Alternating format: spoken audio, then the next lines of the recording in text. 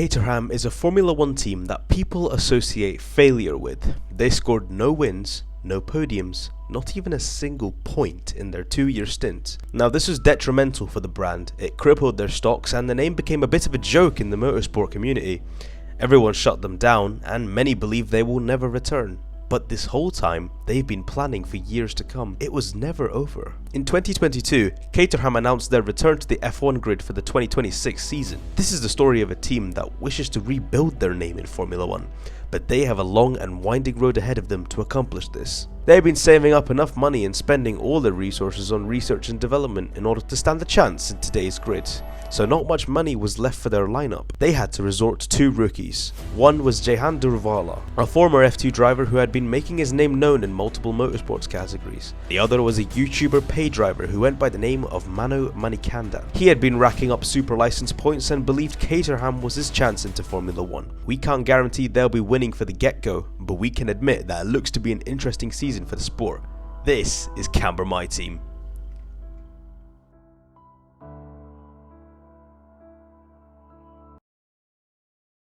Mercedes have opted to sign Daniel Ricciardo and Sebastian Vettel for their 2026 lineup.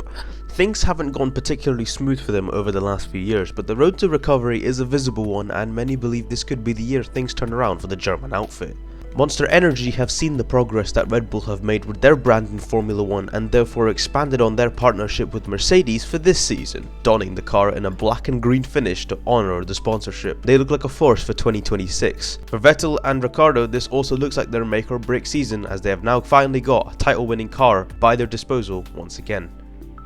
Red Bull have finally invested in younger talent and gone for Lando Norris and Yuki Tsunoda as a way of honouring their arrangement with the returning Honda Dream project for 2026. Now, Norris felt McLaren wasn't making the required steps towards the frontrunners and decided to abandon ship to join forces with the Austrian outfit, while Tsunoda's stint with AlphaTauri was so successful that he was merited a promotion. Red Bull have been on a bit of a slump since 2022, but promise their efforts have all been pumped into 2026.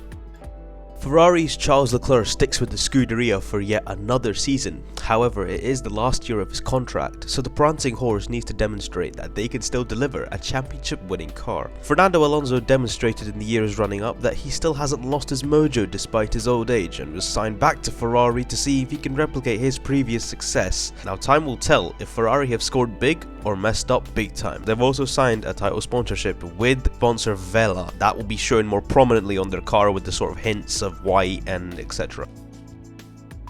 Now this is the lineup that has people in the paddock absolutely frothing by the mouth. McLaren has signed a major technical partnership with Porsche for the 2026 season after Audi confirmed their entry.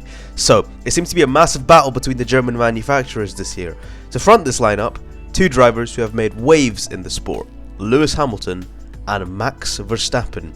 I'm expecting these two to punch the car above their weight and get the team some much needed success, but I wouldn't be surprised if the two came together on numerous occasions. Let me know what you guys think. Alpine now haven't changed much since 2023, sticking with Esteban Ocon and Pierre Gasly. The 2 French drivers don't seem to get along that well, but they get the job done, and from a sporting perspective, that's all the team really needs. Out goes BWT as a title sponsor, and in comes the famous fashion brand Benetton for a 2-year partnership. The team looks strong, but they still have ground between them and the frontrunners that they need to cover.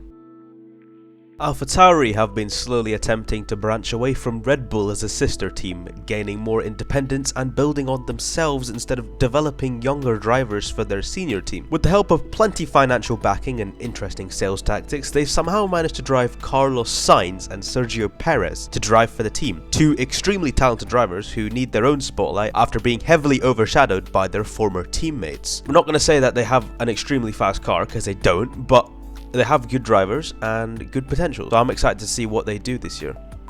Aston Martin have been slowly making gains in the field, and after a heavy falling out with Lewis Hamilton, the former Mercedes driver George Russell made a rage-fueled team swap to Aston Martin, where he believes he has the resources and infrastructure to build to the front of the field. It won't happen overnight, but it's not impossible. Lance Stroll unsurprisingly stays with the team for yet another season, but this season will no doubt be a make or break one for the Canadian. Williams have partnered with BMW for 2026, so yet another German manufacturer joins the grid for this season. It just doesn't seem to end. Due to the whole change around for the team, they've decided to keep long-term drivers Alex Albon and Nicholas Latifi to see if this new partnership will work. If not, they'll have to make some changes. Williams have been making small steps towards the front, and they believe BMW can give them the fighting edge they've been lacking. Now, the one everyone knows was coming, the Audi Works team. They'll be fronted by long-term driver Valtteri Bottas and a rejoining Mick Schumacher, who has been waiting in the shadows to make his F1 return. Mick has had extensive training from Mercedes and believes this is his chance to make a comeback. Audi have lofty goals, so let's see if they can carry them out for the season. And finally, we have Haas, which has Kevin Magnussen and Zhou Guanyu for their lineup. Haas has also partnered with Ryanair for this season, so they'll be donning a blue and gold livery for the races. The team has been in a bit of a downward spiral since their inception into the sport, and nothing looks different for this year. Maybe I'll be wrong, and I hope I'm wrong, but we have to wait and see. And finally, we have Caterham making their official return. The team that I'll be driving for, the team that Jehan Durvala will be racing for. An all-Indian lineup, bit of a coincidence, wink. But yeah, it's honestly amazing. I really have to thank everyone who made the mods. The links will be in the description for them, so you guys can go and give the credit that they deserve for the work that has been put into these liveries. It's honestly amazing. I really like how they've just sort of incorporated the 2014 livery into the 2022 chassis. It looks amazing. Let me know what you guys think. But yeah, I'm really digging this, and I can't wait to drive this thing out on track. We don't know if this year is going to be easy for us, because we are starting from the back of the grid, don't have a lot of budget, but we've got a few facilities. I'm sure we can make a big return. Time will tell if we're competitive or not.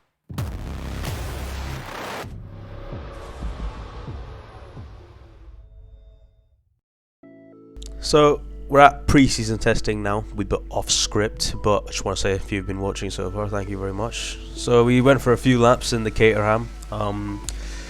Obviously wasn't the best. It was kind of hard to drive around the corners, resulted in spinning quite a few times. I thought maybe it was just me, but I looked at Jehan's onboards and he was kind of struggling as well.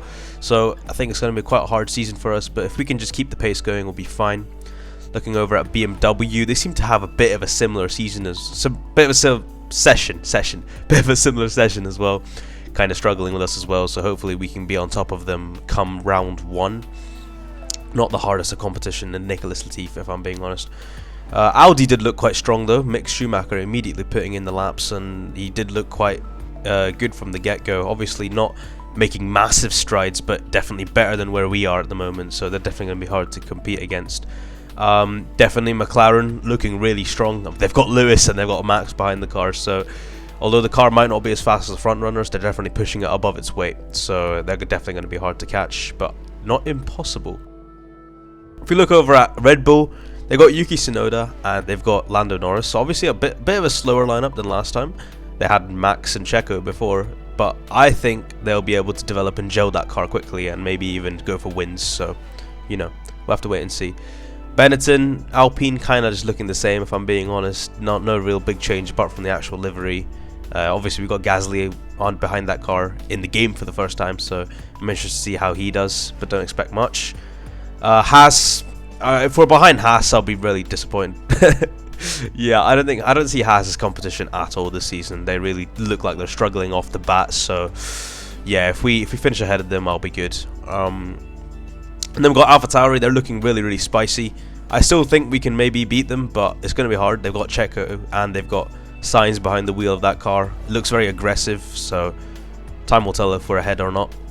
We're looking at Ferrari now. They've got Alonso and they've got Leclerc, so if Alonso can gel to that car quickly, which he did actually, he made some absolutely stonking laps in this session, so I'm actually quite scared of him. He could maybe even win for he might even challenge for the title, if I'm being honest. Aston Martin got George Russell behind the wheel. I feel like we could maybe go for Aston Martin. They are the only other green car on the grid aside from us, so we need to be the dominant green car. And then we've also got obviously the monster Mercedes with Sebastian Vettel and Daniel Ricciardo behind the wheel. These guys, I really hope they're strong, because if they are, it means it's good for the sport. I want to see Vettel back at the front, so let's see how they do. But overall, comparing the standings, as you can clearly see, We've got Ricardo, Norris and Alonso. They're immediately fronting the grid, and the McLaren's in 5th and 6th. So like I said, pushing above their weight. Sainz in P7 in the AlphaTauri. And then Haas are actually quite far up the grid. Meanwhile, we're kind of at the bottom. So it was a bit embarrassing to see. But yeah. And then, what do you call it? Audi kind of near the bottom. Ferrari's Charles Leclerc at the back. But it is only pre-season testing. We cannot take any indicative results off of this. So don't go for any assumptions. But yeah, that's going to be pre-season testing for today. Thank you so much for watching this episode. I hope you stick with us for the rest of the season. And yeah, I'll see you guys in the next video. But until then, if you have any comments, make sure to leave them. I'm always happy to answer. If you think this video series is something we should continue on this channel, or if it's something we shouldn't continue on this channel, let us know. Because honestly, we're open for anything. Thank you so much for watching, and we'll see you in the next one.